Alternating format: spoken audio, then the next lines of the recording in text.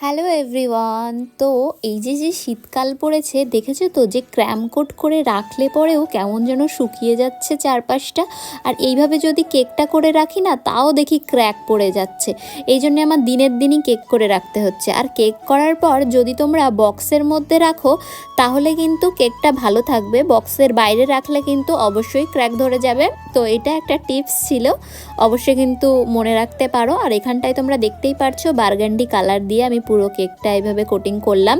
আর এইখানটায় আমি একটা চামচ নিয়ে নিয়েছি, তার পেছনটা দিয়ে আমি দেখো পাশে ডিজাইন করে নিচ্ছিলাম। সাইডে যেরকম করেছি ওপরেও সেম সেই রকমভাবেই আমরা ডিজাইন করতে পারি। ডিজাইনের জন্য অনেক টুলস না কিনে এইভাবে ঘরের জিনিসপত্র দিয়েই কিন্তু ডিজাইন হয়। তারপর তোমরা দেখতে পারছো এখানটায় আমি এই যে পিঙ্ক কালারের যে ফক্স বলগুলো আছে এইগুলো দিলাম, তারপরে গোল্ডেন কালারের বলগুলো দিলাম। আর এইখানটায় একটা হার্ট ছিল, সেই হার্টটার আবার প্লাস্টিক দেওয়া ছিল, ওইটা ওঠানোর জন্য বোনকে দিলাম। এবার হয়ে গেছে, এটা মাঝখানে বসালাম। ব্যাস, এখানটায় আমি একটা হ্যাপি বার্থডে টপার বসিয়েছিলাম। আর এই যে 3টে বাটারফ্লাই আর ক্রিম দিয়ে কিছু ডেকোরেশন। ব্যাস, এইভাবেই আমার কেকটা কমপ্লিট হলো।